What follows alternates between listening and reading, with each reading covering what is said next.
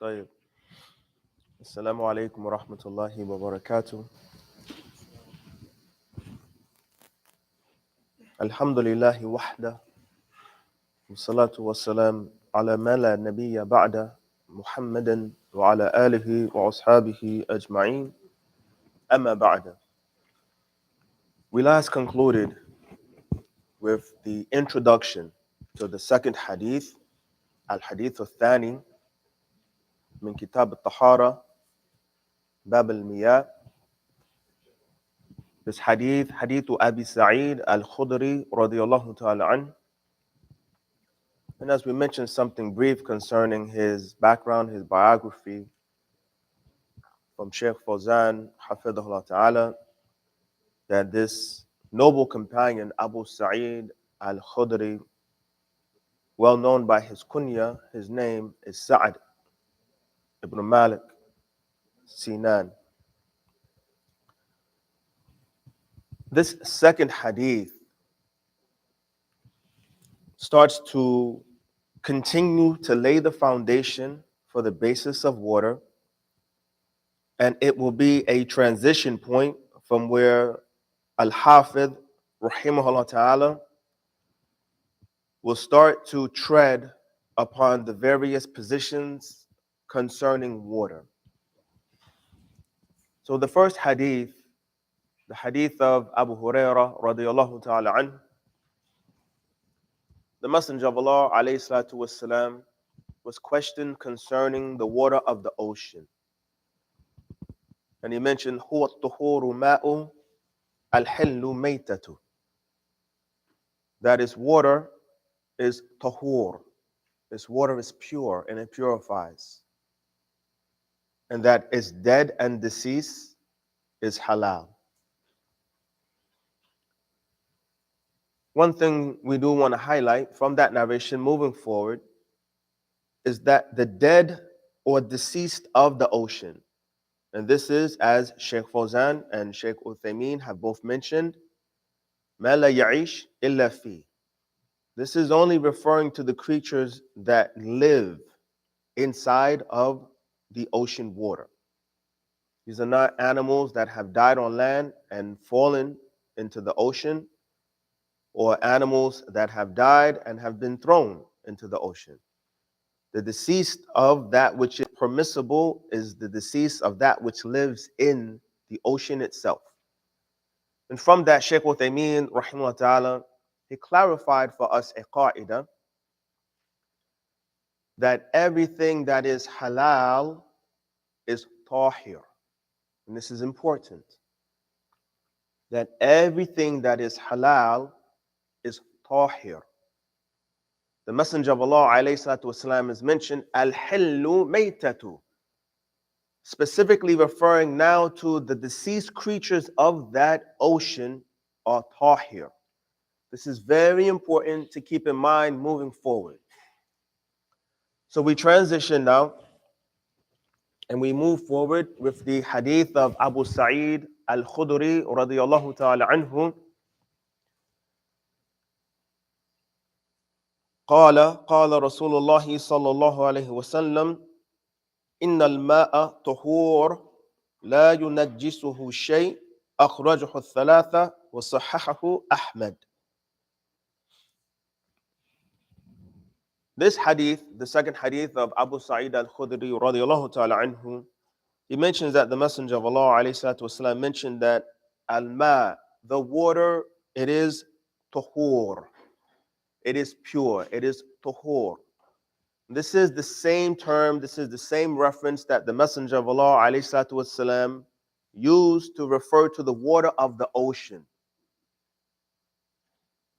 So an individual may specify and say that that ruling of purification for the water refers to the water of the ocean. But what about the rest of the water? This is one of several proofs and evidences that the basis, the foundation of all water is that it is tahur. It is pure within itself. It is purifying other than itself.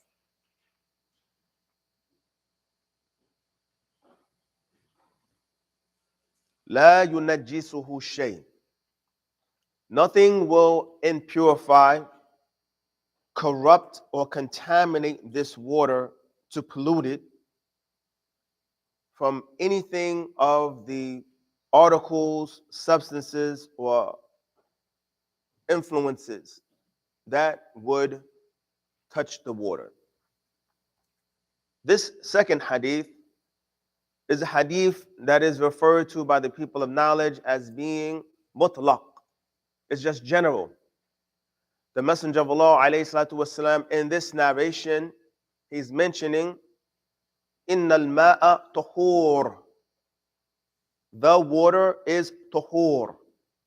And the points that are derived from the people of knowledge concerning this narration, the initiation of the narration, from the linguistic standpoint, Inna al-ma here, which has the alif lam,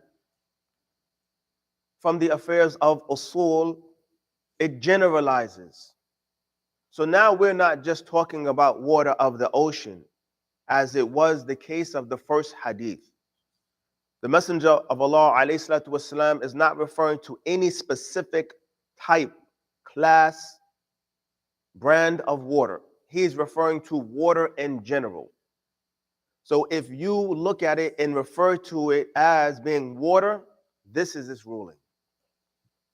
Innal ma'a tahur la yunajjisuhu shay. It is not contaminated. It is not impurified by anything.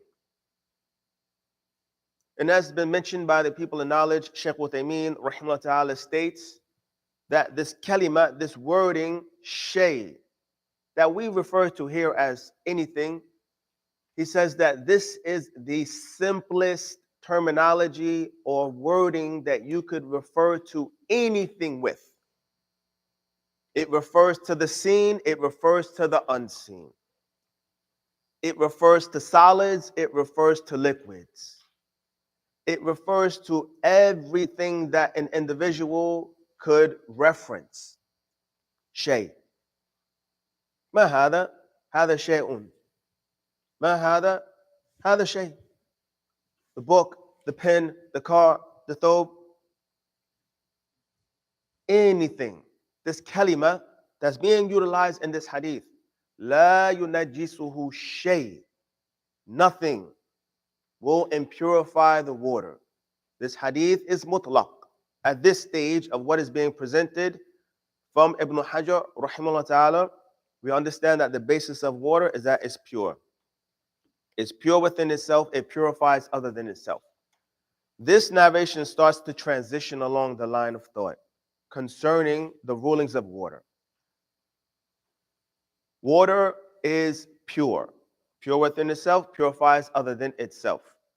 And it is not contaminated. It is not polluted by anything. This is an additional understanding that is not entailed in the first hadith.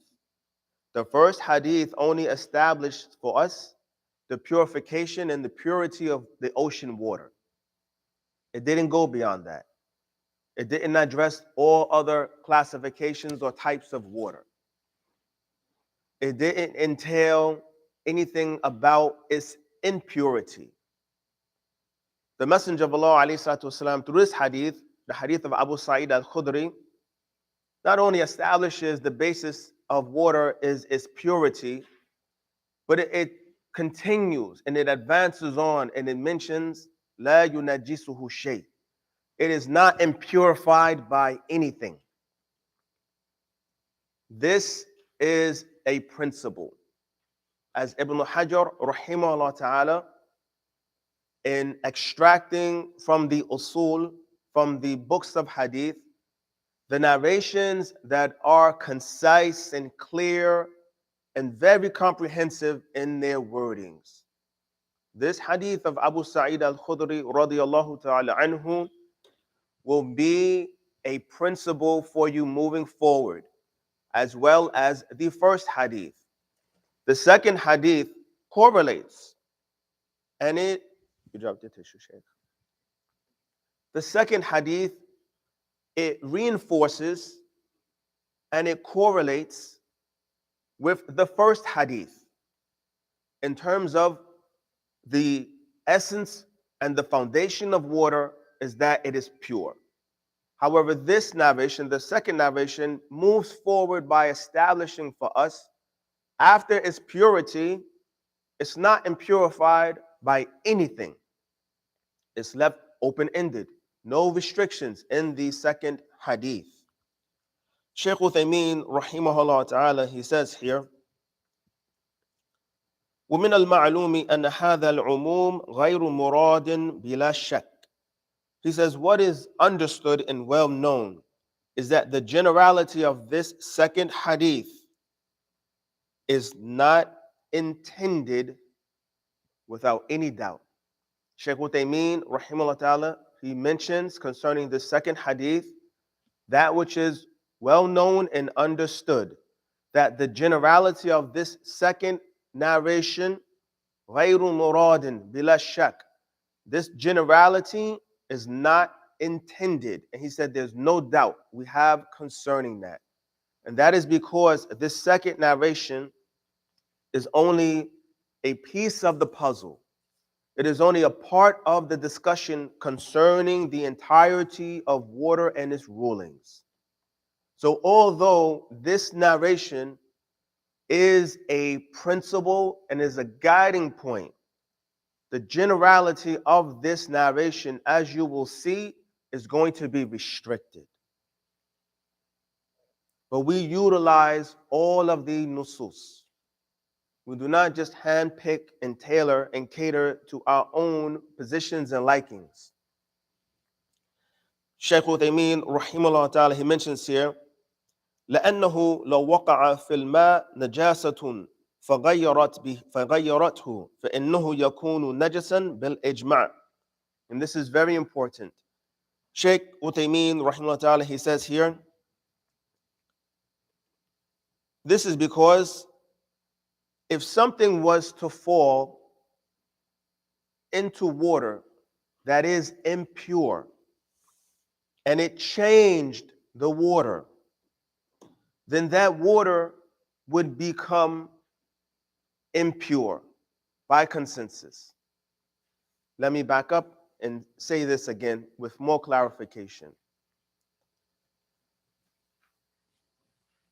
لأنه لو وقع في الماء نجاسة, and that is because if anything of impurity, this is the first statement, if anything of impurity fell into water, وغيرته, and it changed it, فإنه يكون نجسا بالإجماع, then that water would become najis by consensus of the scholars.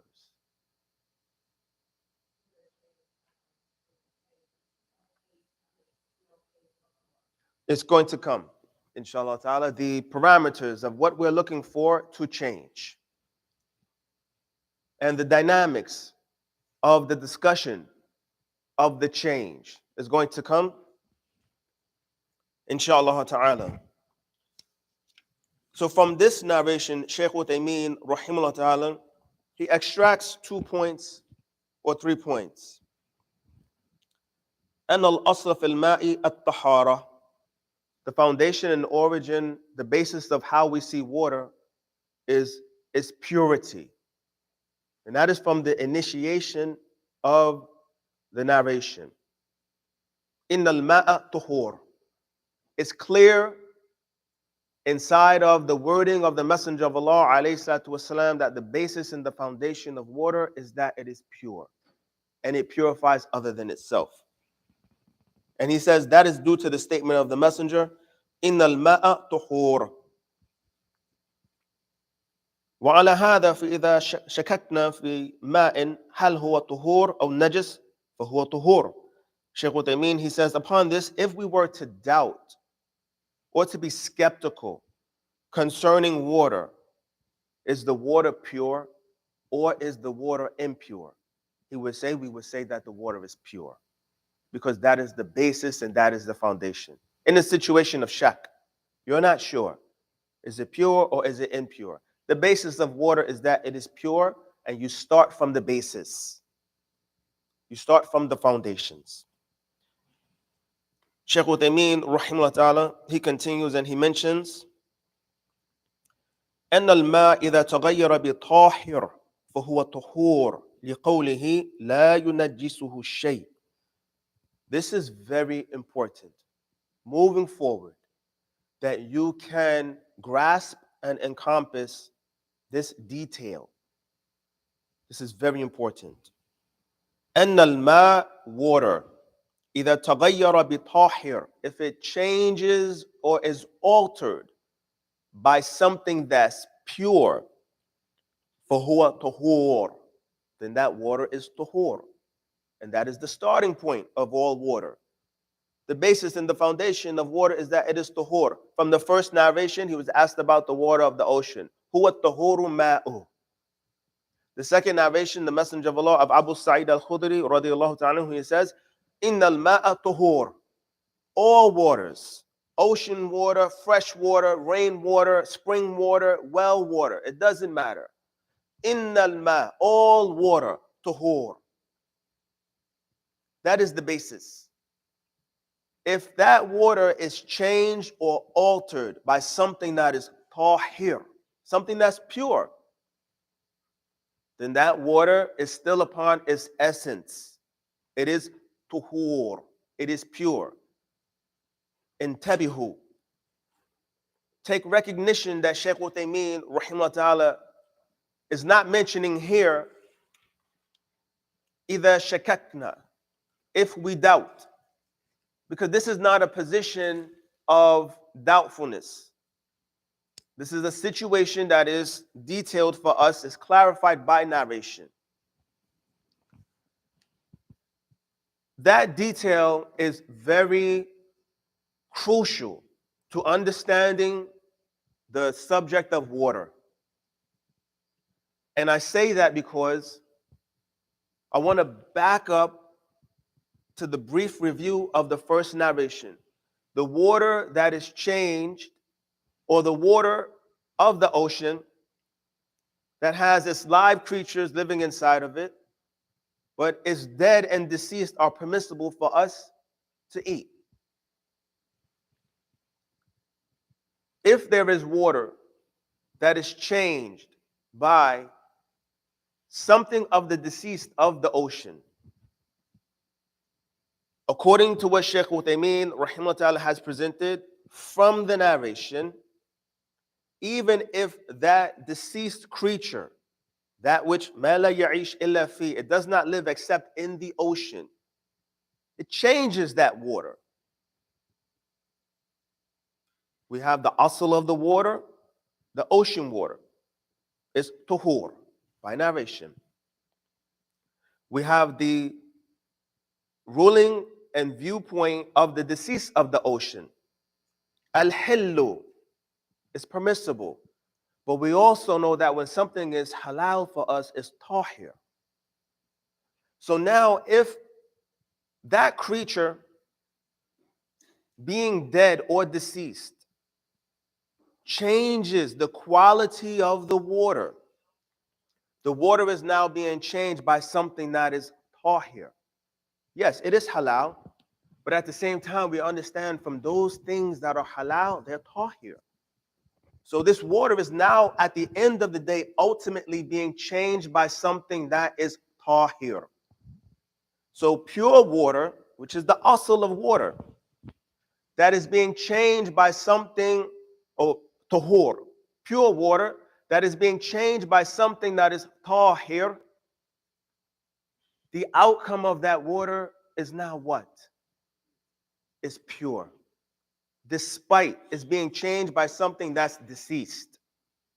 So now if we find that there's a dead fish, it's cut in half by some other scavenger of the sea or some other creature of the sea that has feasted upon it, but it's left a portion, whether it's a fish, whether it's a shark, whether it's a whale.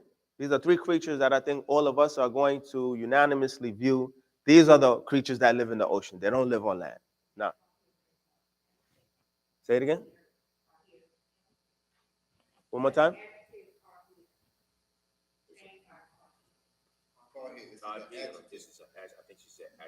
No, no, no, no. No.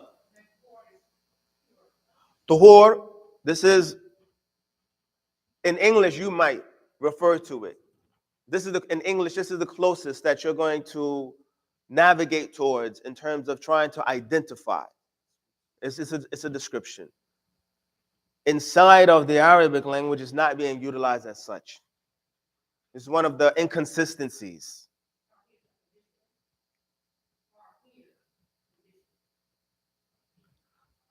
It's a status. Because just like the status of water in its original form is that it is tahur. A person may, at the end of the day, through the English language, they may say, well, that's an adjective. You're describing the water. In that discussion, yes. On this side of the discussion, we would say no. But as long as you understand that that's the status, that's the categorization, that's the tier or the viewpoint of the water, that's the focus of the water, it's pure. And the creatures inside of the ocean that die, they're halal. But as we've known from Shaykh Uthaymeen, rahimahullah ta'ala, everything that's halal is tahir, it's pure. So now at the end of the day, you have water that's changed by a creature that's deceased. And it's changing the qualities of the water, whether it's the taste, the color, or the smell. The individual looks at this and they are confused. I don't know if this is still pure water. And you say, why? You say, because it's changed now. And you say, well, what is the concern? When you say, well, when water qualities such as taste, color, or smell have changed, then the ruling has changed. And we say that you've taken a portion of a discussion and utilized it someplace else. That's the discussion for impurities. By narration, as is going to come, inshallah ta'ala. That is not the discussion for articles or substances or objects that are pure that change water. What is very important is that you understand the limitations and the parameters of the narrations, and you don't apply them where they do not apply. Sah? The origin and the basis of water is tuhur. It's pure. It's pure within itself. It purifies other than itself. The second narration of Abu Sa'id al-Khudri radiyallahu anhu is pure within itself. It purifies other than itself, and nothing impurifies it. That's the hadith. Shaykh Uthaymeen, rahimahullah ta'ala, he says, that which is known is that generality is not intended. He said there's no doubt about that. And he follows up by saying that is because water that is changed by something that is impure, not pure. This is where you have to understand. A change in the water is not a concern. A concern is a change in the water by impurity. And this is why it's very important not only to understand that the change is associated by impurity by narration. Other than that, there's no narration that mentions that if water changes by something that's pure, it's pure within itself, but it loses its right to purify. That is taken from the next narration that's going to come. But those conditions, that exemption is specific to impurity. Do not apply that with things that are tahir. And this is why Shaykh Uthaymeen concluded the first narration by saying that if water is changed by something of the deceased of the ocean, that water is still tahur. It still purifies within itself and purifies other than itself because it has been changed by something that is tahir. And this is why it is important to understand the two pieces of that narration, because although the rulings are distinct, one is for water, one is for the deceased creatures of the ocean, but they merge back at some point. And that merge is that the affair of water that is changed or altered by something that is pure remains pure. And with that, it is very important to understand the classifications of impurities. There are impurities that most of us will not differ over. Urine, defecation. There are impurities that are differed over. Vomit, blood, and other aspects of creatures. The concerning the dog, the saliva is impure. What about its hair? What about its sweat? See? These are, when we get to that particular narration, we're going to go in depth, in detail, inshallah ta'ala, for a particular benefit. It's not so much what is pertinent to the dog itself, it's the discussion about impurities. Stop where the narration stops. Understand where the narration takes you. Be guided by the narration and let it guide you. After that, understand if there's discussions concerning that narration, it's not from the narration, it's from the people of knowledge. And their positions vary. So you may have one scholar that looks at the entirety of the kalb, the dog, as being impure. And then you may have one that just says the narration mentions his saliva. It doesn't address his hair. It doesn't address his sweat.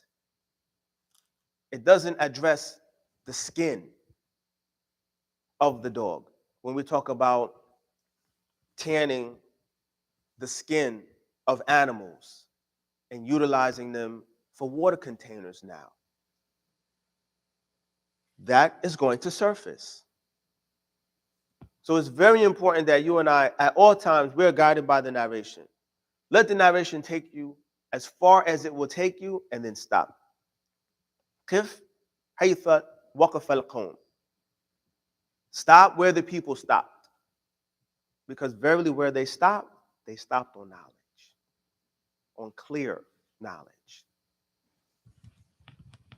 So Shaykh Uthaymeen, rahimahullah ta'ala, he mentions أن الماء إذا تغير بطاهر فهو طهور, that if water changes by something that's pure, then that water is tuhur. So we have water, we understand the asl, the foundation of water. But now we understand that there's a discussion that water can be changed by something that's pure. Understand that the asl and the foundation of everything inside of the earth is that it is pure. The verse from Surah Al-Baqarah, the 29th verse, هُوَ الَّذِي خَلَقَ لَكُم مَا فِي الْأَرْضِ جَمِيعًا. Allah subhanahu wa ta'ala is the one that has created everything in the earth for you, meaning He's subdued it and subjected it to you. He's bestowed it to you for your usage. And everything that Allah subhanahu wa ta'ala has bestowed upon you for your usage, our usage, is halal. Shaykh Uthaymeen, rahimahullah ta'ala, he gave us a qa'idah. Everything that is halal is what? It's tahir. It's pure. That will refer to the dirt of the earth.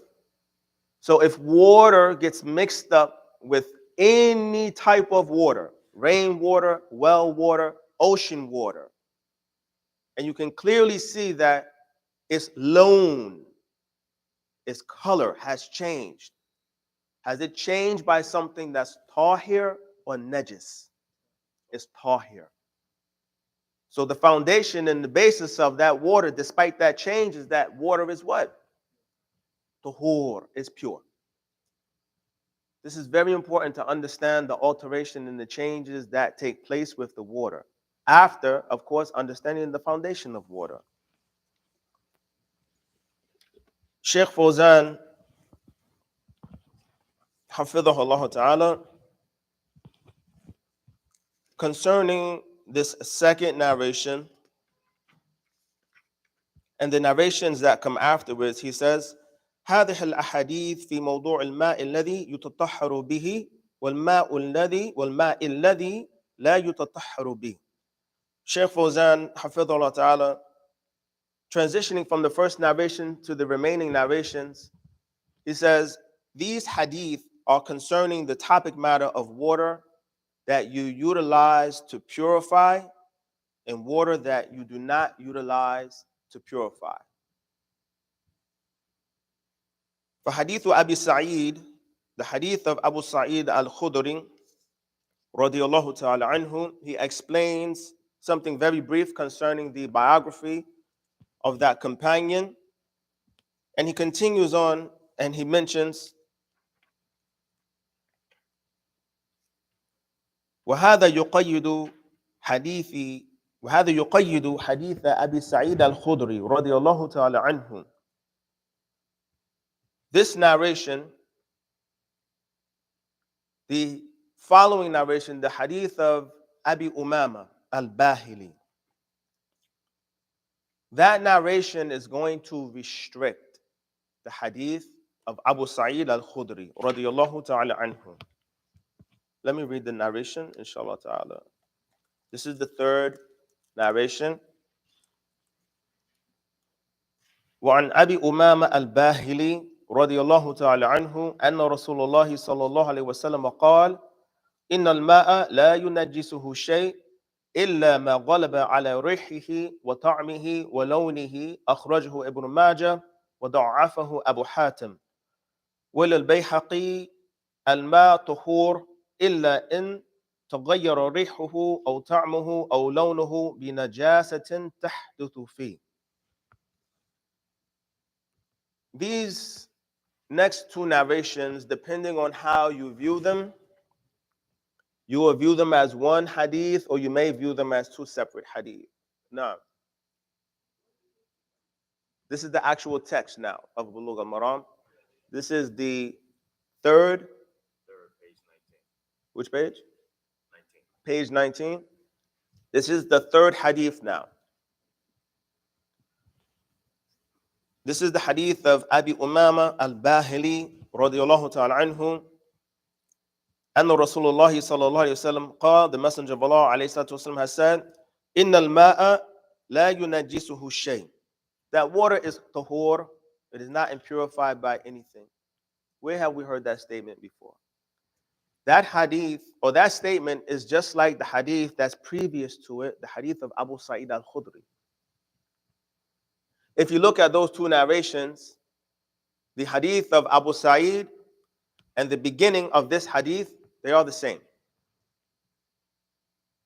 And it's general. That's mutlaq. La yunajjisuhu shay. Nothing will impurify that water. Illa. Now we have the istithna, the exception. So now we understand if the hadith of Abu Sa'id was mutlaq, it was general. And we hear this kalima, this wording, illa, except. Now this is an exception. Now it's going to restrict it. It's going to specify. From that generality, yes, it will stay like that, except in this condition. So this is where it is very important that this condition stay in its light and not extend to other aspects of water. إلا ما غلب على ريحه وطعمه ولونه. Except if it is overcome in its smell, taste, or color. This is where the general body of Muslims, when dealing with water, when they talk about taste, color, and smell, this is where they have derived this standpoint from. And that is correct. But it is very important to understand that standpoint is being mentioned connected to what? La yunajjisuhu. It will not become najis. We cannot look at everything that has changed by taste, color, and smell. That is najis. Because only certain aspects and substances and objects are viewed as being najis. The basis of everything in the earth is not that it's najis. The basis of everything in the earth is that it's halal, and everything that's halal is tahir, it's pure. There are specific and select articles, objects, substances, fluids, solids, whatever you would like to call it, that are najis. Some agreed upon, some differed upon. But that does not extend to everything. And this is why it is very important that you draw a line. When water is changed by taste, color, and smell, you instantly stop and prioritize. Is it by something that's pure, or is it by something that's najis? Because there's a discussion for each of the two. They're not unified. If you're not aware or keen of this distinction, you'll generalize. And this is where the average individual will start to now classify water that is changed by color from dirt as being impure. Say, I can't utilize it for wudu. You say, why? Because its color has changed. You say, but that's not the discussion. The discussion is water that is changed by taste, color, and smell by impurities from narration. La yunajjisuhu shay. If you are ultimately concluding that that water that is changed by dirt, its color has now altered the water, has now made it impermissible to utilize, what you've said is that that water is now najis by means of dirt. So now it's an incorrect classification of dirt. It's an incorrect application of the narration towards water. Exactly, for tayammum. You know what I'm saying? But for that classification, then you would say that dirt becomes najis. Najis. In fact, it's mixed with water. Because that's what I'm thinking. The person is thinking, I can't use that water due to the fact it has dirt in it, and it changes the color. Right. So it becomes najis. They say Right. for themselves. All right. So that when every time you see that, you would think that's najis. Yes. So that's incorrect thinking. It is. Yes. Very much so. And it doesn't matter what the article or substance is that you exchange in this discussion dirt for. What is the point of interest and concern is what is the ruling of what is changing with the water. People skip the classification of what is mixing with the water and they just look for the mixing. We look at an individual and we say, what's wrong? And they say, oh, I have a fever. I'm feeling a little nausea. Those are your symptoms. What's wrong with you? What's causing the nausea? What's causing you in the situation to have a high fever or whatever it is? Exactly. Don't jump and look for taste, color, and smell. Look and see what's mixing with it. If it's changing taste, color, or smell. Back up. The asl of water is that it's pure. By this narration of Abu Umama, if it changes by taste, color, or smell, in this narration, taste, color, and smell, all three of them, then it becomes impure. And this is something that is very keen for you to be aware of from this narration of Abu Umama al-Bahili. If you look at it, it's mentioned with the wow, the smell and the taste and the color. And we know that that is not correct. And this is that narration collected by Ibn Majah, Ibn Hajar, rahimahullah, he follows up by saying, ضعفه Abu Hatim. Abu Hatim declared this narration, that narration is da'if. But then he follows it up and he mentions Walil Bayhaqi. However, we'll follow it up with the narration of Al-Bayhaqi, Al-Ma'u Tuhur illa in taghayyara rihuhu wa ta'muhu aw lawnuhu bi najasatin tahduthu fi. This narration of Imam al-Bayhaqi, pay attention to the distinctive differences between it and the narration prior to it of Ibn Majah. They are both narrations of Abu Umama al-Bahili. One is collected by Ibn Majah. The other one is collected by Imam al-Bayhaqi. But their wording is different. The one of Ibn Majah, when it mentions the qualities of taste, color, and smell, it mentions them collectively. Taste and color and smell. بِمَجْمُوعِهِمْ, all together, unified. It does not separate or distinct between either of the categories. The narration of al-Bayhaqi, it mentions taste or color or smell. Any one of them is sufficient. By the narration of Ibn Majah, you have to have all three change at one time. By the narration of al-Bayhaqi, only one is sufficient by impurity to make the water najis. This is something to highlight within your work or within your notes. This is very important.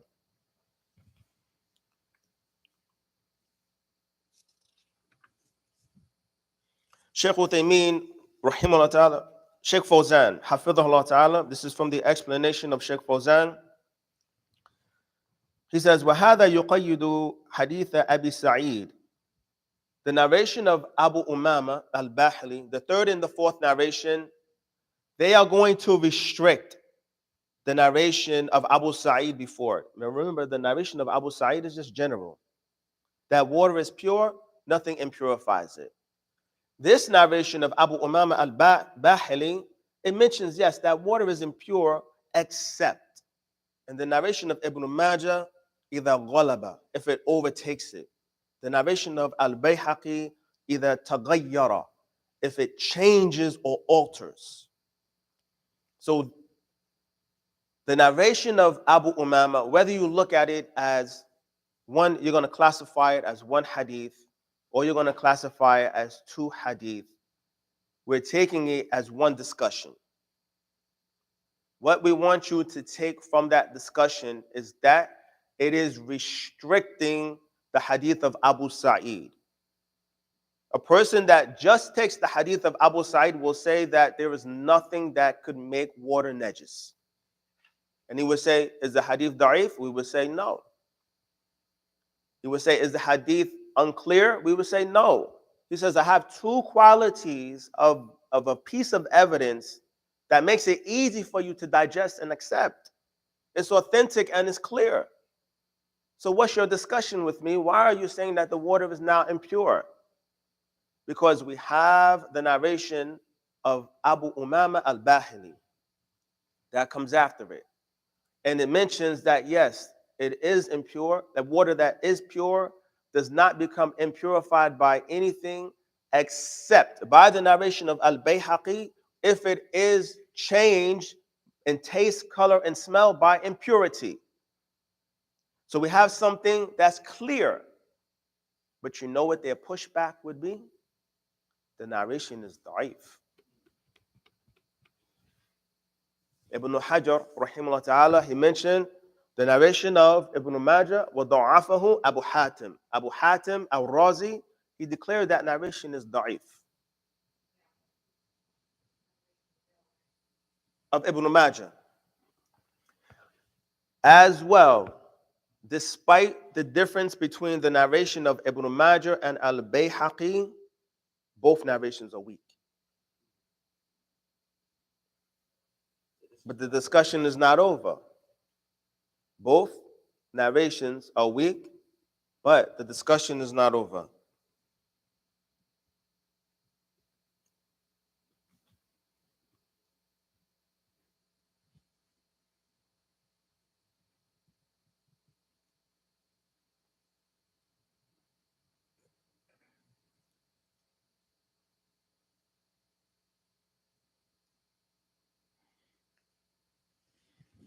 Sheikh Fawzan, hafidhahullah ta'ala, he says, وَقَدْ ذَكَرْنَا, and certainly we have mentioned, آنِفًا, previously, shortly, أن فائدة رواية البيحقي بعد رواية ابن ماجه and رواية ابن ماجه بالواو.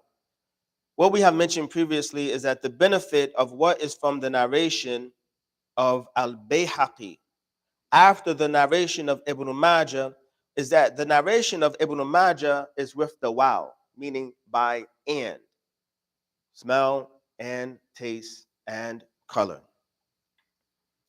وهذه بأو, and the narration of al-Bayhaqi is with or, taste or color or smell. Regardless of the quality, the order that I'm putting them in, it's not important. It's the fact that they're not all unified. They're separated and distinct from one another by saying taste or smell or color. The narration of al-Bayhaqi. فهي مخصص فهي تخصص رواية ابن ماجه وأنه ليس المقصود تغير الأوصاف الثلاثة جميعا. It specifies and it restricts, meaning the narration of al-Bayhaqi. It specifies and it restricts the narration of Ibn Majah, and it is not intended that all three of the qualities have to change altogether. The narration of al-Bayhaqi, it gives you the understanding that all three don't have to change altogether. وإنما المقصود, what is intended by the narration of al-Bayhaqi, تغير واحد منها يكفي. One quality changing is sufficient. قال بنجاسة تحدث فيه. The narration of Ibn Majah continues by mentioning بنجاسة, by an impurity, تحدث فيه. It occurs and it takes place inside of the water. This is another aspect, this is another detail that is very important for an individual to understand. For one, the change, this narration of al-Bayhaqi, the change has to take place by something najis. So we have a change by something that's najis and by something that tahduthu fi, it occurs and takes place inside of the water. What do we mean by that? This is an important discussion amongst the people of knowledge. Shaykh Uthaymeen, rahimahullah ta'ala, has mentioned in his explanation that there is what is viewed as consensus. It's unanimous amongst the people of knowledge that if around the body of water there is a dead carcass, that animal is najis. It's haram to eat and it's najis. If that najasa, that impurity from the animal, mixes with the water by scent, we're not talking about its blood or something that would merge with the water, because then that change would occur inside of the water. But we're talking about the scent of the dead carcass. Now starts to contaminate the water. It's not taking place within the water. It's upon the water. So this is not what is viewed as, by the narration of al-Bayhaqi, a change of impurity that's taking place within the water. This is from outside of the water. It's it's external. So this is not something by the narration of al-Bayhaqi that would meet the qualities and the conditions for change. That najis animal died in the water, then that would be the condition that changes the water. It would. Because tahdutu fi is taking place, it's occurring inside of the water.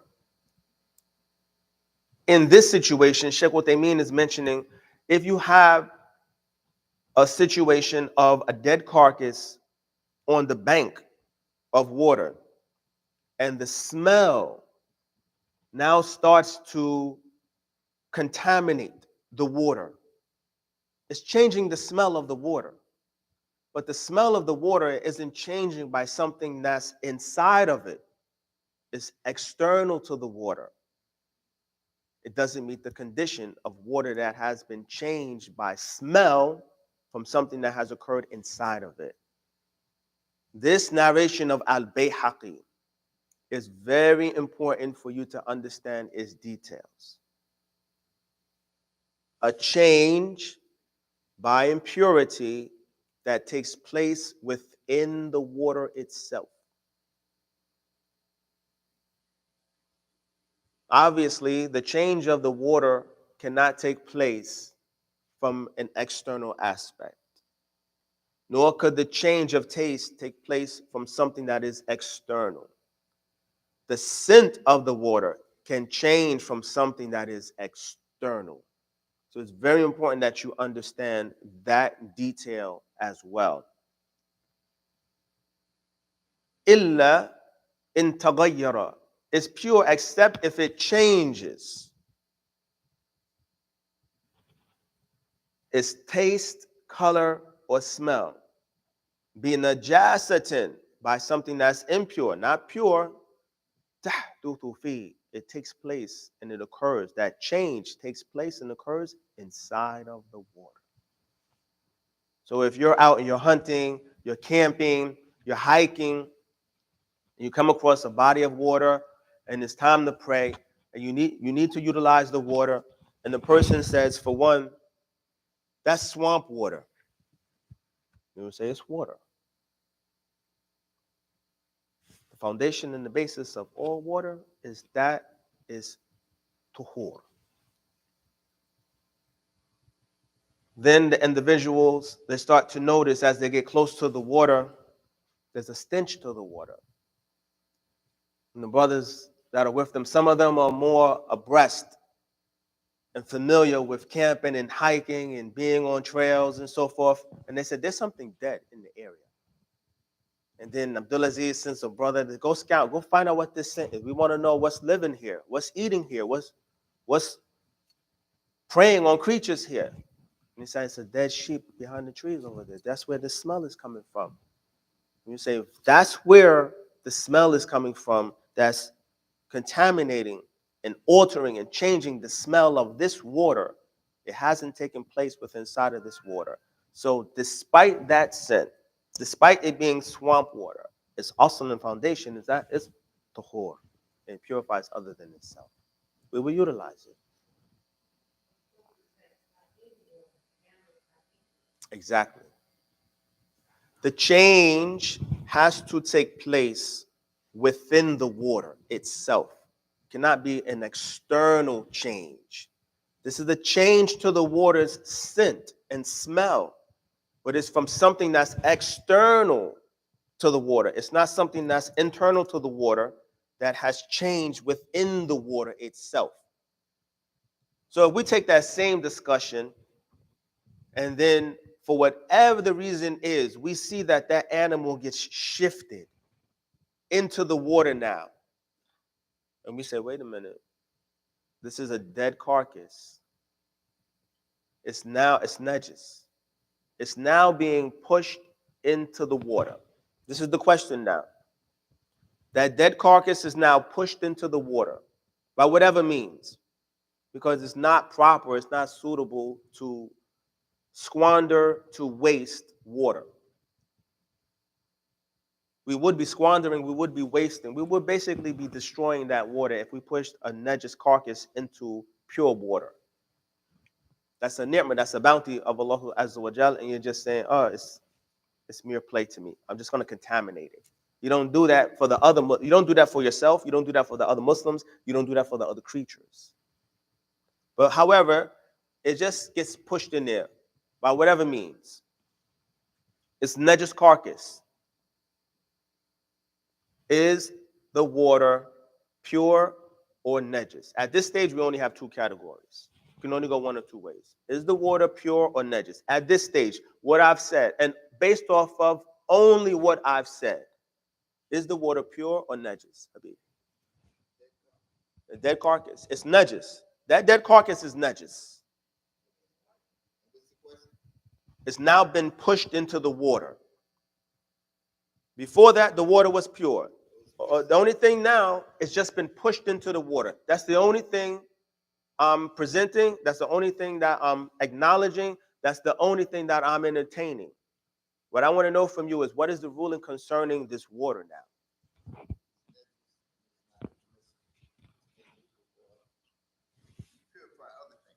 Okay, you say the water is najis. Sure. Because it changes smell and short taste. We'll get to your illa, your reasoning why. You say, Sheikh. There's no reason to doubt concerning water. Sheikh Uthaymeen, he says if we doubt concerning water, we're going to go with it's tahor because that's the basis. There's no guesswork on that. Then you're going to go for that based off, if you would say, by default. No, because I was looking at the hadith. We have three narrators. The first, second. Majah was giving the conditions of like all three to come the taste and smell, and then Abu Umama al-Bahili. he says he's giving you if any of the three occurs by one, it makes it najis. So I was going with the hadith of najis. Three conditions have to make it. The hadith of Ibn Majah, or the narration of Ibn Majah, is overruled by the narration of Al-Bayhaqi. So we look at them as one narration in the discussion, even though they're two hadith. But the narration of Ibn Majah, at the end of the day, in that discussion, is overshadowed and is overruled by the narration of Bayhaqi. Because that narration says you have to have all three, and we know that that's not the case. It's overruled and it's overshadowed by the narration of Al-Bayhaqi. That narration is being mentioned to show you that that is not the desired position. And what gives you that understanding is that he brought the narration of Al-Bayhaqi right after it to say, exclude that, go with this. And the narration of Ibn Majah doesn't mention the detail of tahdutu fi. It occurs inside of it. So the narration of Ibn Majah, for one, is weak. But however, the narration of Al-Bayhaqi is weak as well. But the narration of Al-Bayhaqi is going to clarify for us more of the discussion coming along the way than the narration of Ibn Majah. Because we know that you do not have to have all three qualities change in order to view it as being najis. Only one. That's from the narration of Al-Bayhaqi. So the narration of Ibn Majah, we're not going to even entertain it. You have the narration of Abu Hurairah, you have the narration of Abu Sa'id, and you have the narration at this junction of Al-Bayhaqi. So the water is Tuhur. Abdulaziz, one of the sisters? Najis? Tuhur? Tuhur? Tuhur. The base, just off of what I presented, the basis of the water before anything was pushed inside of it was that it was tuhur. A najis carcass being pushed in the water, in what was presented, does not change the taste, color, or smell. That's why I said just based off of it being in there, because this is very important. Because inside the narration, it mentions that what has to happen? It has to be within the water, but what has to be within the water? The carcass has to, the impurity, but what has to happen from the impurity that's inside of it? Huh? What about taste, color, or smell? What does that refer to? A change. Just by pushing it inside of the water does not necessitate a change. That's why I said, just take what I'm giving you and stop. The narration says that the water is pure unless it changes. It doesn't mention that it necessitates that it has to change. This has to scope the way we view this subject of water. Impurity inside of water. The person may say, well, the narration of Al-Bayhaqi says, "Tahduthu fi." It takes place inside of it. What? A change. Not mere here, mixing or encountering. That is the discussion. But not every time the impurity has encountered the water, there is a change. And how do we know that? Because if there is no shift in taste, color, or smell, nothing has shifted it. If there is a difference in taste, color, or smell, it has shifted. Do not be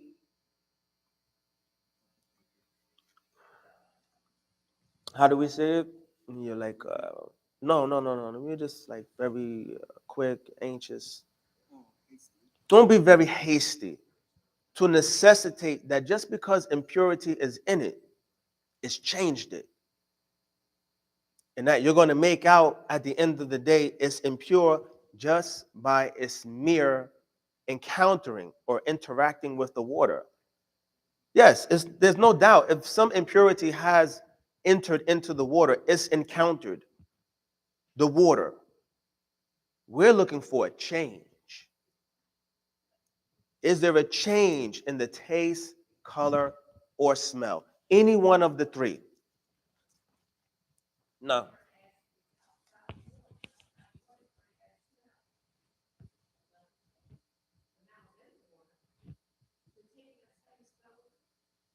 It's possible, it's possible, it may not, but at this junction of the question that's just being presented, all that you have as far as an awareness is that there's a dead carcass that has entered into it. You know what I'm saying? With the smell. But we don't know if it has changed the water. We know that when it was outside, it did. But at this junction of the mere question itself, and when you look at the fatwa of the people of knowledge, you will see that when these conditions or these elements of the questions are presented, what is highlighted if there is a change? If there is a change, meaning don't necessitate that there is a change just because it's entered. So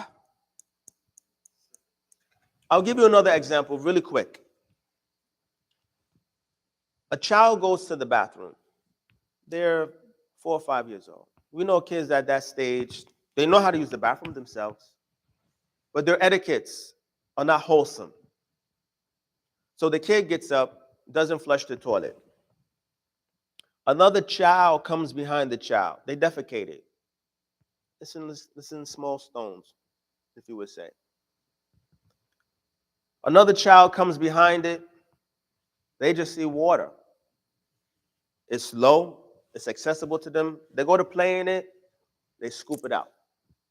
You come behind me and say, no, Abdullah, Kaif, how are you doing this? And you clean them up and everything. You knew your other child defecated in that water. Now you know the boo-boo is outside of the water. There's nothing in the toilet now. But you know it was in there because you see that your younger child went in there and played with it, they pulled it out. What's the ruling on that water?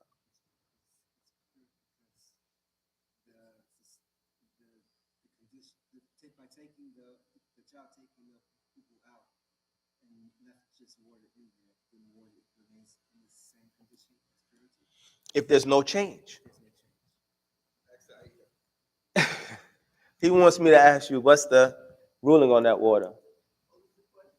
Oh, gosh. I'll give it to you really quick. There's a young child that has defecated in the toilet, but they're young. So, their diet fluctuates. They're eating scarce foods that maybe you and I don't eat. And the stool is solid. Another child comes behind, that child doesn't flush the toilet. Another child comes behind them, they think that it's marbles, whatever the situation. This is just hypothetical. They go in there and they pull it out. Now you come in the bathroom and you see this young child, 2 years old, playing with poop, and you clean it up, but you realize he had to get this out of the bathroom because the other child just used the bathroom and didn't flush the toilet. But there's nothing of waste in the toilet. All he did was poop, but it's outside the toilet now. What is the ruling of the water inside of the toilet? It's pure. Why?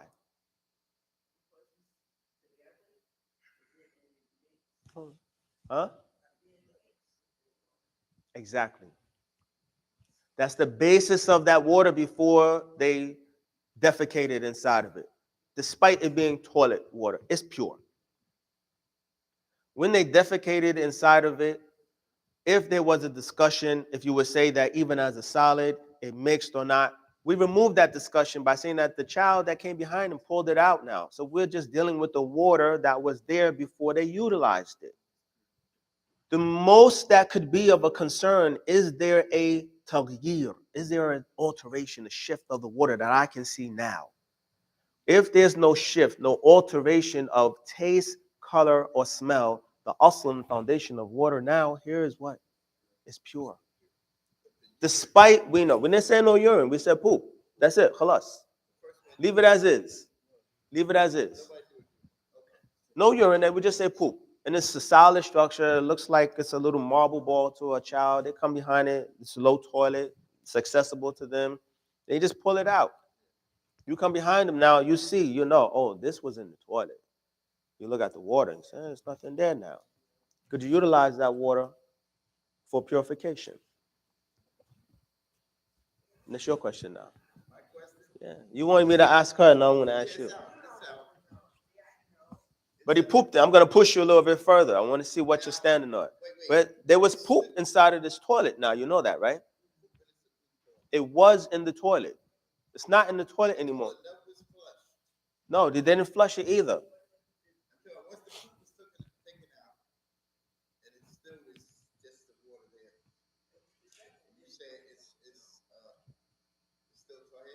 I'm asking you. Wa alaikum salam wa rahmatullahi wa barakatuh. Well, based on the previous understanding you gave us different sacrifices, I'll say it's Tuhur. This is correct. This is correct. So Sheikh Fawzan, hafidhahullah ta'ala, he says, ثم إن رواية ابن ماجه لم تبين ما هو المغير. The narration of Ibn Majah, it doesn't tell you what changes the water. If you look at the narration of Ibn Majah, the third hadith, if you would say, it just mentions taste, color, and smell all together, but it's not telling you what's changing the taste, color, or smell. ورواية البيهقي بينت ما هو المغير. The narration of Al-Bayhaqi tells you what changes the taste, color, or smell. بنجاسة, by an impurity. قال بنجاسة تحدث فيه, by impurity that takes place inside of it. إذا لو تغير بغير النجاسة. However, if it was to change by something that is other than impurities, فهذا لا يضر. This will not harm. كأن تغير بورق الشجر, like if the water changes by some leaves that fall into it. أو تغير بسبب تربة, or it changes by some means of some dirt that's inside of the water. أو تغير بما تلقيه الرياح فيه من الأشياء الطائرة, or if the wind blows into the water something that's pure. فهذا لا يضر. This does not harm or change the ruling of the water. إنما يضر, the only thing that would harm and change the water, إذا كان بنجاسة, if it is by something that's impure, تحدث فيه, and it takes place and occurs inside of the water. So what I want to do now, there's more statements of the people of knowledge. But what I want to do now is I want to give you this chart so that you could understand the discussion of what has presented up until now. The basis of where we started, al-ma, water. from Surah Al-Baqarah, Surah Al-Furqan, for those that want to write it in Arabic, in English. This verse from Surah Al-Baqarah, the 29th verse, هُوَ الَّذِي خَلَقَ لَكُم مَا فِي الْأَرْضِ جَمِيعًا. It is He, Allah Azza wa Jal, that has created for you everything that is inside of the earth. And this verse from Surah Al-Furqan, the 48th verse, وَأَنزَلْنَا مِنَ السَّمَاءِ مَاءً طَهُورًا. And we have sent down from the skies pure water. That entails the discussion, the basis of water. You also have the first hadith of Abu Huraira concerning the ocean water. You also have the second hadith, the hadith of Abu Sa'id al-Khudri radiyallahu ta'ala anhu, where he mentions that innal ma'a tuhur la yunajjisuhu shay. That water is tuhur, is pure. Within itself purifies other than itself. It is not impurified by anything. Those would substantiate that the basis of water is that it is pure. Now, with that water, if it mixes or encounters, this is the discussion of water that mixes or encounters anything. It is either going to be pure or impure. There's not a third category. The asl of everything in the earth, by virtue of what Allah subhanahu wa ta'ala has mentioned, He's giving you everything inside of the earth that is halal. Everything that is halal is tahir, is pure. So it is either something that mixes with the water that's pure, or is something that's impure that mixes with the water. We'll start from this side. If something is going to mix with the water that's pure, let's say like sidr. We mentioned from the fatwa of Ibn Taymiyyah rahimahullah ta'ala, he commanded for the individual that was muhrim, performing the Hajj or the Umrah, and that died in that status or in that case, to be washed with water and sidr. He also mentioned for those women that were washing his daughter for her janazah, to wash her with water and sidr. And Shaykh al-Islam Ibn Taymiyyah, he also mentioned that the Messenger of Allah alayhi salatu wasalam, from the narration, we believe it was Abu Dawood and Al-Albani authenticated it, he encouraged the individual that accepted Islam to take a bath in water and sidr. These are the statements of the people of knowledge concerning this position. And from Shaykh al-Islam Ibn Taymiyyah rahimahullah ta'ala, when he presented those three hadith, the first two hadith are collected by Imam al-Bukhari. So they're authentic and they're clear, washed with water and sidr, whether it's for the muhrim, his daughter, or the one that accepted Islam.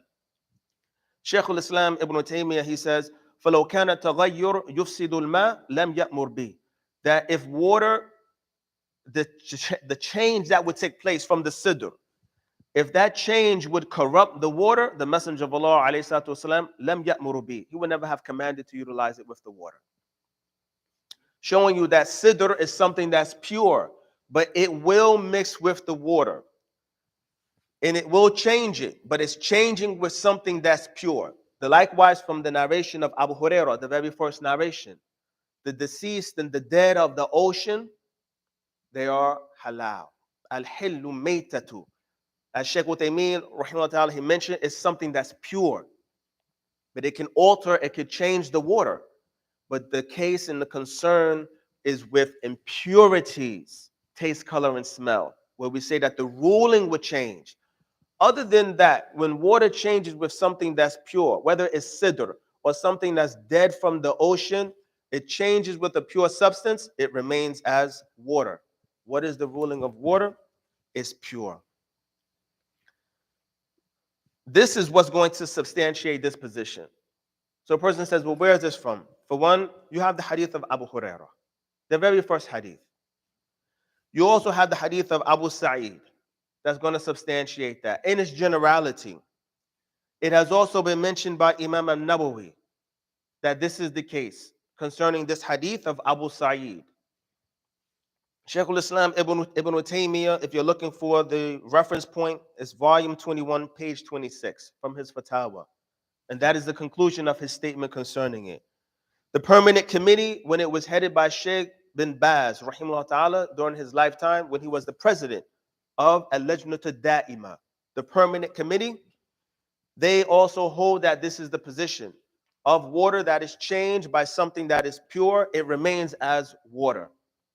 It's not a third category with them as well. This is also mentioned by Sheikh Uthaymeen, and this is also mentioned by Sheikh Abdullah al-Bassam, rahimahullah ta'ala. And this will stay as such until when? Until the water loses its identity, meaning that that water is no longer viewed as water because it's been so overwhelmed by that entity. You could keep adding sidr. Let's say you have a gallon of water, and you just keep adding sidr inside of it, and you continue, and you continue, and you continue, to a point where you would say that now it's not viewed as being water anymore.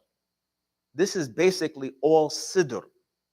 It may be in a fluid, liquidy form, if you would say, but at the end of the day, a person may look at it and say, this is no longer water. The tea that you're drinking, it has water inside of it. Would you view that as a cup of water or as a cup of tea? A cup of tea. Why? Because the color, the taste, La, and the smell. la, la. It changed all three. It's overwhelmed now to a point where the essence of water is no longer its main ingredient, where we look at it and say it remains as is by verse. We wouldn't look at that and say that that is a cup of water.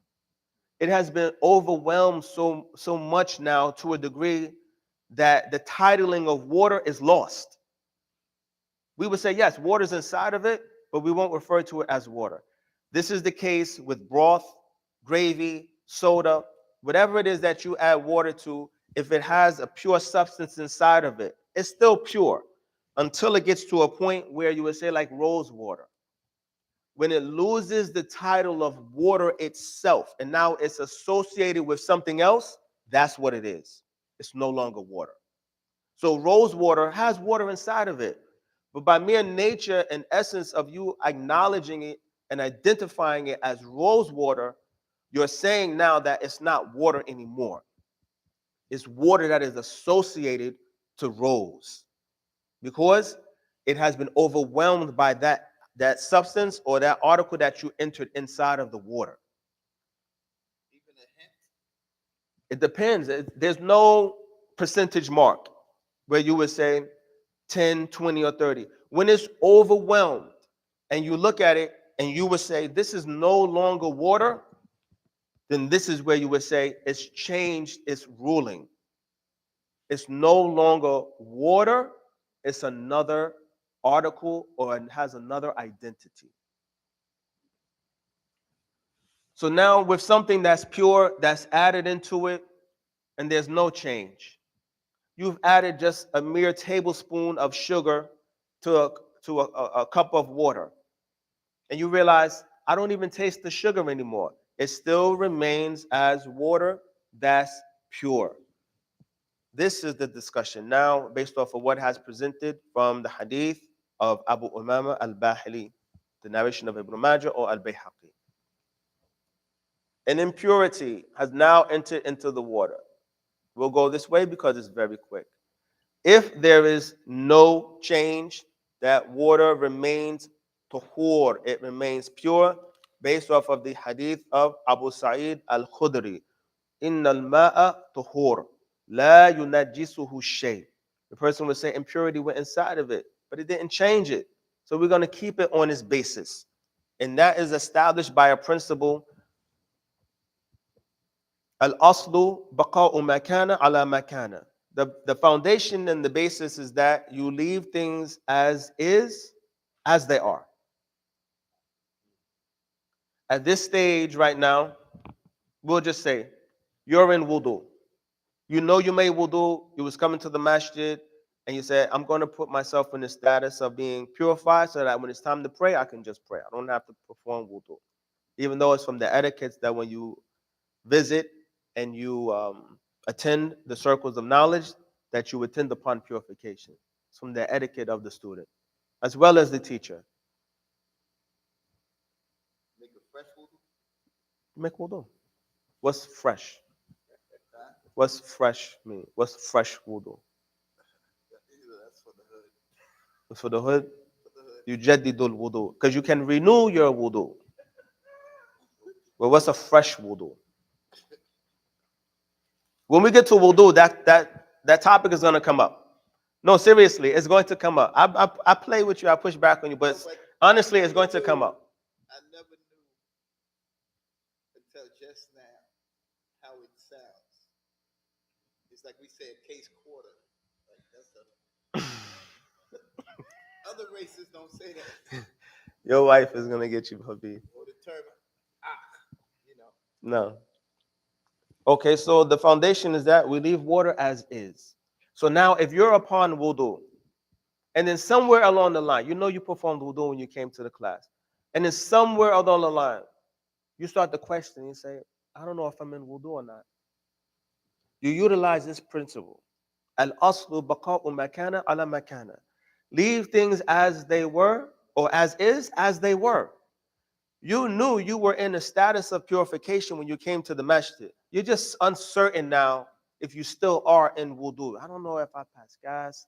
I don't know uh, if I lost my purification for whatever the reason is. Al-aslu baqa'u makana ala makana.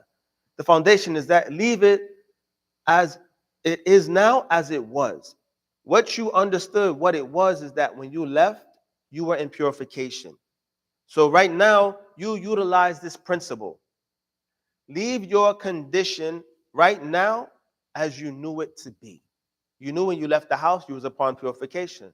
So that warrants and necessitates now, by usage of this principle, I'm still in wudu. So we'll take that same principle with this same situation, but go one step further. You go outside to go to the store, and you say, my stomach is bothering me a little bit. And then wind passes. You've broken your wudu. You come back in the masjid. You sit down. Forget to hear to masjid. Not an obligation with the majority of people in knowledge. Let's say that that's your position. And you just sit down. No problem. Now it's time for the salat. And you say, when I came out, I made wudu. But I went to the store. I know I broke wudu. I don't know if I have wudu or not. You're jumping back and forth because you know that was a position that you made wudu, but you moved forward. Then you know that there was a position that you broke wudu. In this situation, you knew that you broke the wudu. You're not sure if you made the wudu. What do? You gotta make the rule. You got to make the wudu? I said, yeah, Sis? Sis? but you ain't sure. Are you broken? I say you make the wudu based on the last of you known that you broke your wudu. So you going off the basis that you broke your wudu, you would make the wudu. Al-yaqinu la yazulu bishak. Certainty, this is very important. Certainty is not removed by doubt. Al-yaqinu la yazulu bishak. Al-aslu baqa'u makana ala makana. The foundation is that you leave things as they were, as is for right now. The reason I'm saying that is your last condition that you are certain over when you went outside is what? When you went outside, but then what happened? You broke it. So we are certain at this stage that you do not have purification. We're certain about that. We're doubtful if you made purification, we'll do after that. Al-yaqeen, certainty that I lost it, is not going to be removed or substituted for the doubt, do I have it? Al-aslu baqa'u makana ala makana. The foundation is that you have to stay upon that which the situation is. And what you're certain of that it is, I don't have wudu. Same with the fourth rakah. It could be that. It could be the divorce. A brother's uncertain. Have I divorced my wife 2 or 3 times? Because it's a very serious situation. He's not certain. Did I divorce her 2 or 3 times? And the person may say, how you don't know if you divorce your wife 2 or 3 times? You might say, in between or prior to the first divorce, she asked for a khula. Then I divorced her. Then she asked for a khula. And then I had divorced her, and now we're remarrying. We're going with the position that you don't view a khula as a talaq. You say that they're distinct, they're separate. They're not all one and the same. The talaq, the man initiates the separation. The khula, the woman initiates the separation. So inside of the marriage, she initiated a separation. There was a khula. You got back together. Then you initiated a separation. That's one talaq. Then she asked for a khula. You granted it. That's another separation. Then you got back together and you wind up divorcing her again. So there's 2 khulas and there's 2 talaqs. So in the midst of all of this back and forth, you're not certain now, did I divorce? For some reason, you're just not certain. We've been together so many times, separated so many times. I don't know whether I divorced her 2 or 3 times. What are you certain of, akhi? You say, I know that I divorced her at least twice. You're doubtful of what? Did I do it 3 times? Al-yaqeen, I'm certain I divorced her twice. La yazul, do not remove that for the doubt. Did I do it a 3rd time? Stay with 2 in this situation. This is not following your desire. This is usage of the qawa'id. This is usage of the principles. Al-aslu baqa'u makana ala makana. The foundation, leave the situation is as it was. You knew it was 2, don't jump to 3. And you utilize this with everything. You're not, Ramadan is coming up.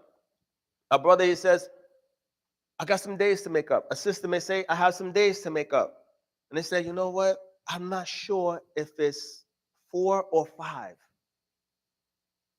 You're certain that it's 4 because you're not going beneath that. You're not sure if it's 5. So 4 is the certain number. Al-yaqeen, in this situation, 4 days have to be made up. La yazulu bishak. It's not going to be substituted or removed by the doubt of whether it's 5. You make up 4. You're making tawaf. You're making hajj. You're making umrah. You're making tawaf around the Kaaba. It's new for a lot of us. We may never ever do it. For some of us, you may just be able to do it once. For the select few, you may have done it more than once. And you're going around the Kaaba. It's an unusual performance to you. You're going in a different direction that you feel is the natural course of direction. We're toward clockwise. Now you're going counterclockwise. And with everything that's going on, in the midst of it, you lose count. And you went, Abdulaziz, was that 4 or 5? And he says, I was about to ask you. No.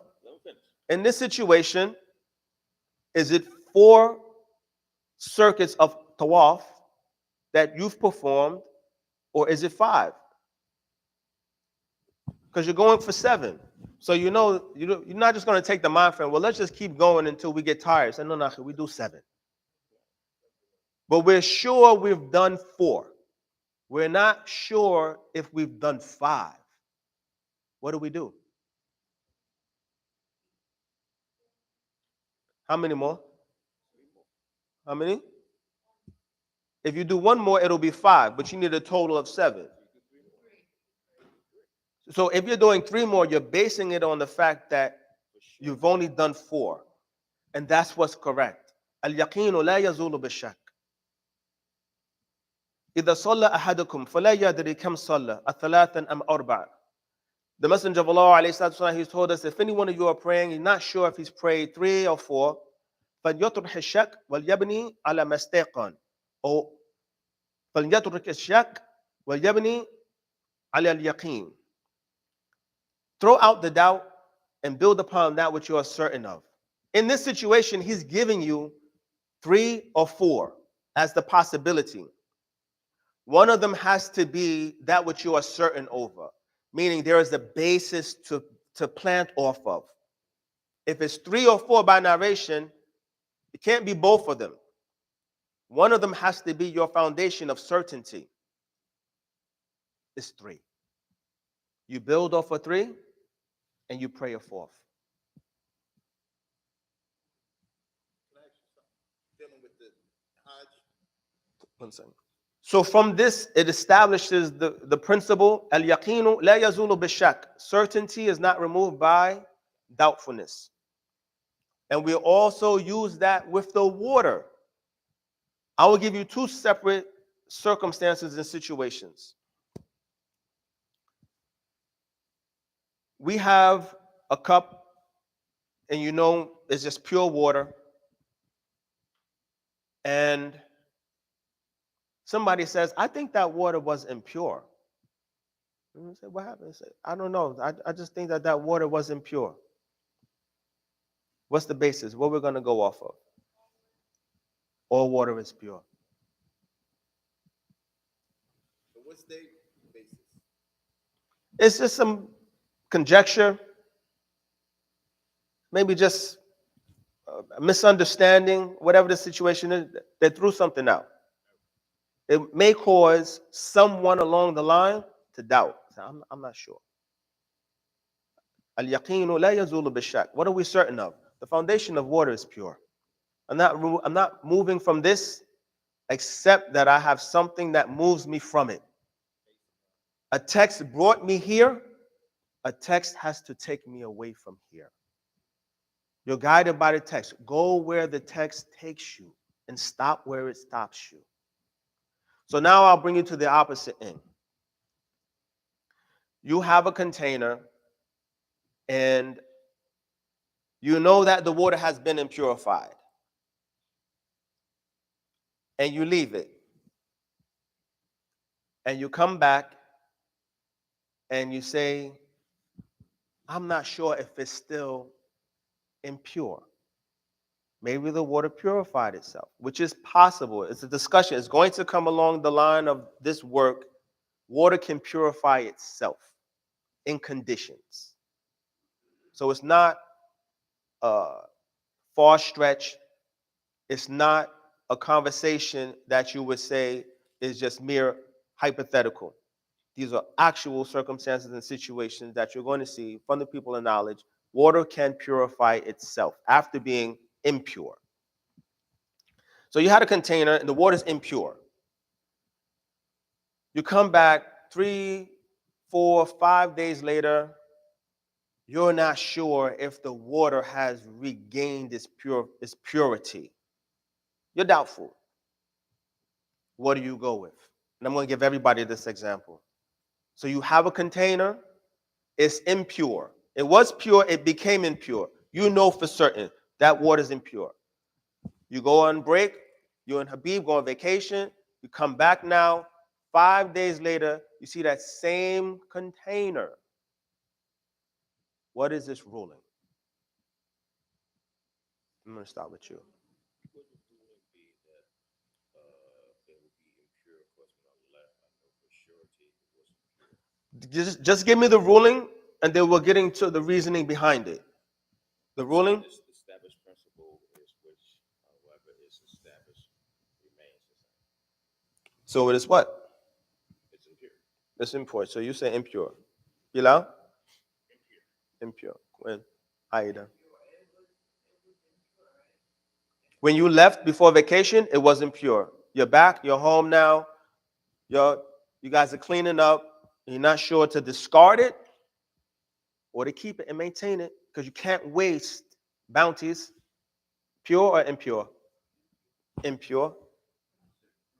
No, Mr. Sister. Impure? Impure. Pure? Did it rain where you went on vacation? That's not the question, Akhi. And it's inside your house, so the rain, you must have been in your room for something. I thought you said that. No, it's a sealed container. It's a sealed container. It was impure when you left to go on vacation. You're home now 5 days later. You're not sure. You and your wife are cleaning up. You're not sure whether to discard it or to keep it and maintain it. Is it pure or impure? It's impure. For those that, if anyone said that, who said it's pure? Why is it pure?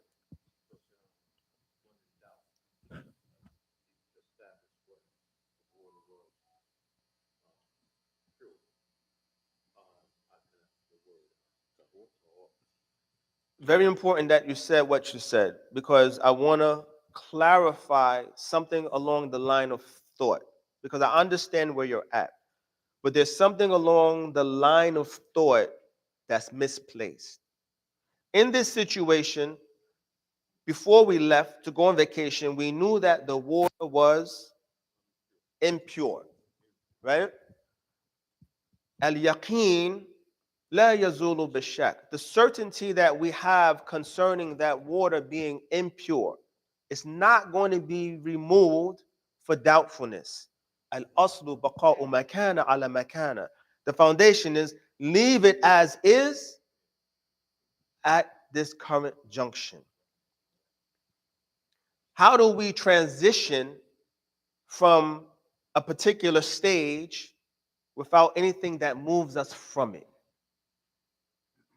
That's why those that mention that it's najis, without anything to show that there's change inside of our discussion, it stays as is. So something that is najis, although its original foundation was pure, it removed to being impure, najis, by consensus of the scholars, unanimously, if taste, color, or change alters by impurity, the water is impure. By consensus amongst the scholars, unanimously, they all agree. Now, to remove ourselves from that discussion, we would need a text, or we would need something that substantiates that shift or that you see what I'm saying now? Something that substantiates that shift or that transition. And these are the actual examples that the people of knowledge they bring in order to illustrate this subject matter, that most of the time we will just look at it from the standpoint it started pure, don't remove it from that to impurity except by warrant. But from the opposite end, once it becomes impure, don't remove it from impure except by warrant. Al-yaqeen, if you're doubtful over it, it stays as is. In this situation, if it was the salat, 3 or 4, it's 3. If it's talaq, 2 or 3, it's 2. If it was a situation of wudu that you had, you're not sure if you don't have it, you have it. If the water is impure, you're not sure if it's impure. If the water is impure, you're not sure if it's pure, it's impure. Leave it as is. Al-yaqeen la yazulu bishak.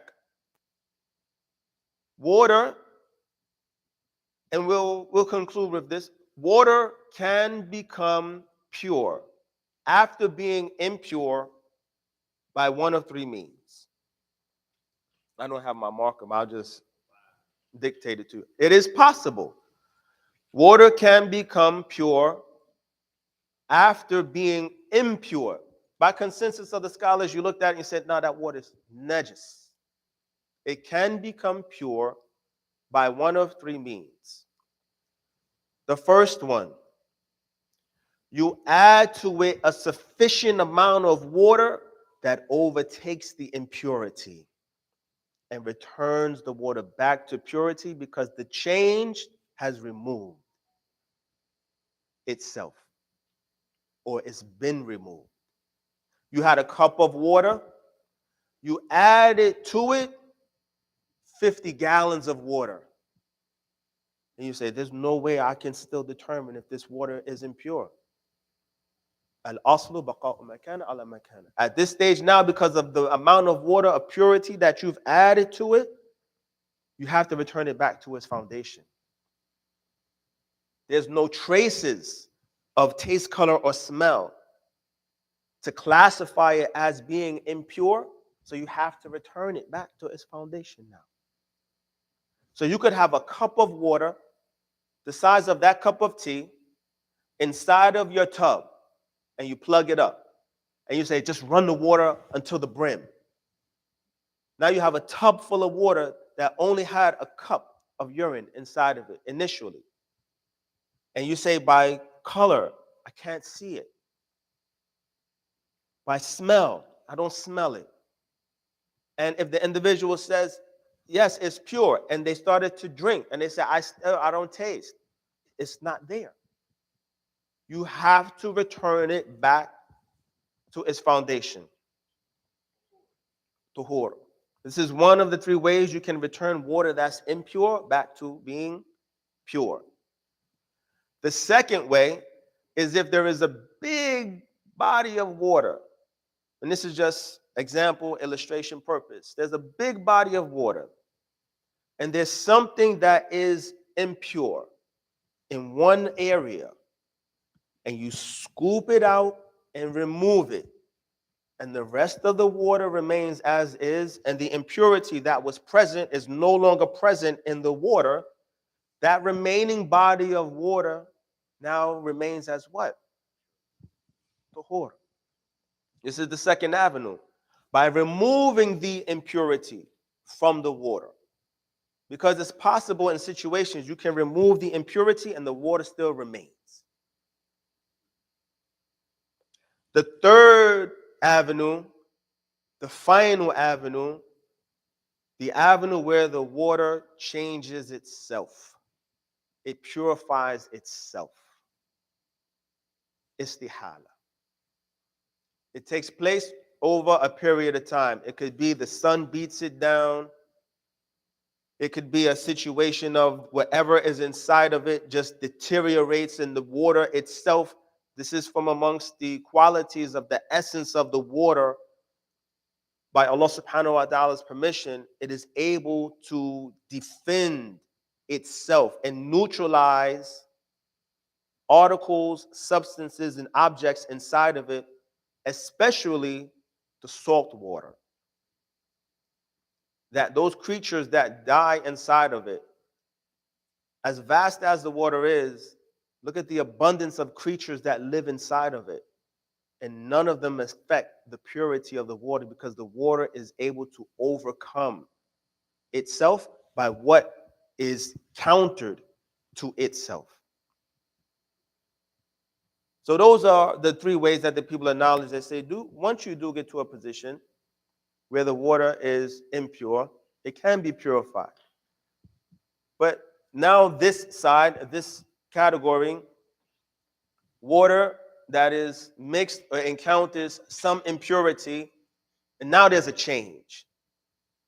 There's a change by the narration of Abu Umama al-Bahili of taste, color, or smell. Any one of the three, it becomes impure. What is the substantiation for that? The hadith of Abu Umama.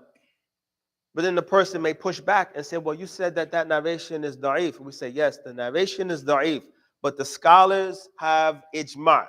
They have consensus concerning this issue, and the hadith of Abu Umama is used as substantiation, but it itself is not the substantiation. This is where, from the science of hadith, a hadith can be weak, but the meaning of the text is what's being utilized, not the text itself. So we're not going to prove that argument from the hadith standpoint itself. We're going to utilize what is the madmoom.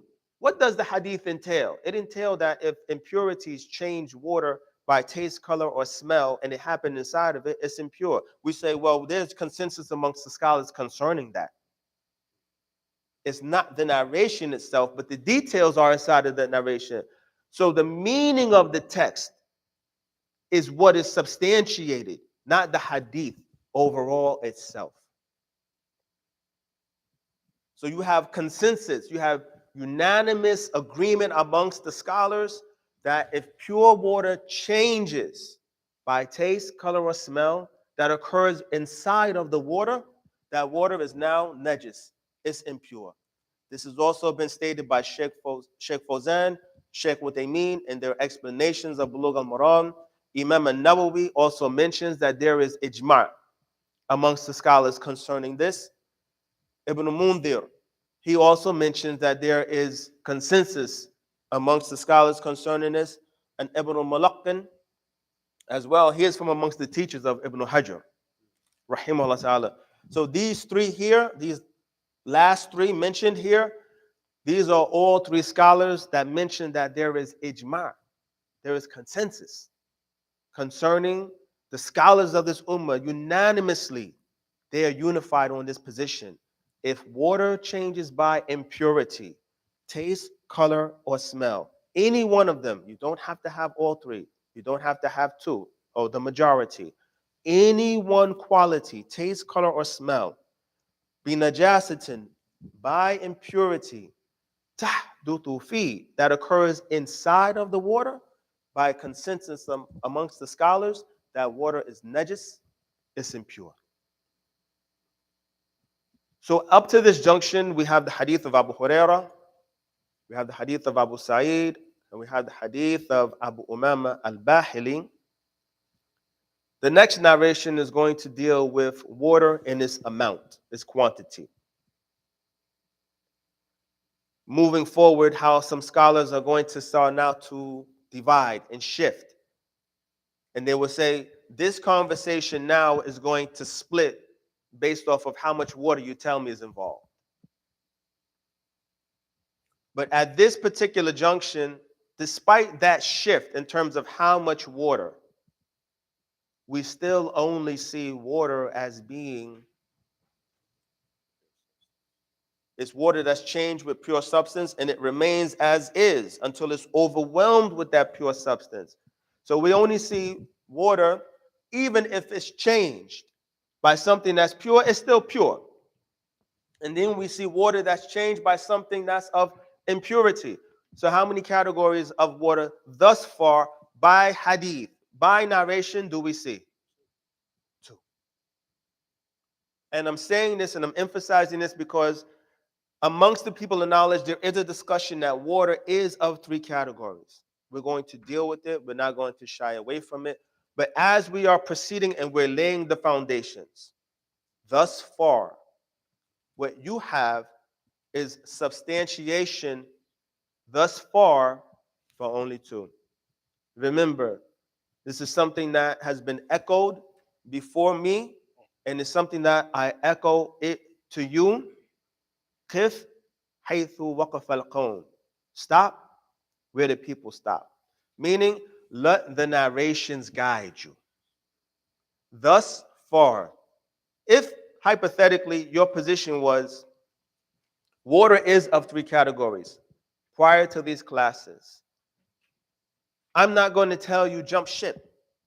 What I'm going to tell you, as you're learning this discussion and we're moving forward, understand that it's being built off of narration and text explained by the people of knowledge. None of this is from me. That's very important. None of this is from me. Even if I tell you at a particular junction, this is my position, it's my position that's chosen from the people of knowledge that before me have chosen this position. Nothing should emanate from me. I'm giving you the hadith of the Messenger alayhi salatu wasalam from the works of the people of knowledge explained by the people of knowledge. I don't want to interject unless it's something of an example or an illustration to try to bring things off the paper in our daily lives or whatever the situation is. But I'm not here to give you my personal positions or my personal explanations or my personal viewpoints or opinions or perspectives. So if anything, at this particular junction, again, from text, and we've only taken a maximum, if you would say, 4 narrations. At minimum, 3, depending on how you look at the third and the fourth, the narration of Ibn Majah and the narration of Al-Bayhaqi. Is that one narration in terms of a discussion because they're from Abu Umama? Or you say, no, I'm going to break the riwayah because they're from different collections of hadith and so forth like this. Whether you look at it as 3 or 4, it is still a minute amount of material that we've discussed, but it has still only led us in one of two ways. Water is either one of two categories. At maximum, water is two categories. At this particular junction, through this particular work, through this particular explanation. هذا وصلى الله وسلم وبارك على نبينا محمد وعلى آله وأصحابه أجمعين. Is there anything that you want to question or ask while we still have a few minutes? We've stopped a little early than we normally would. No? Say it again.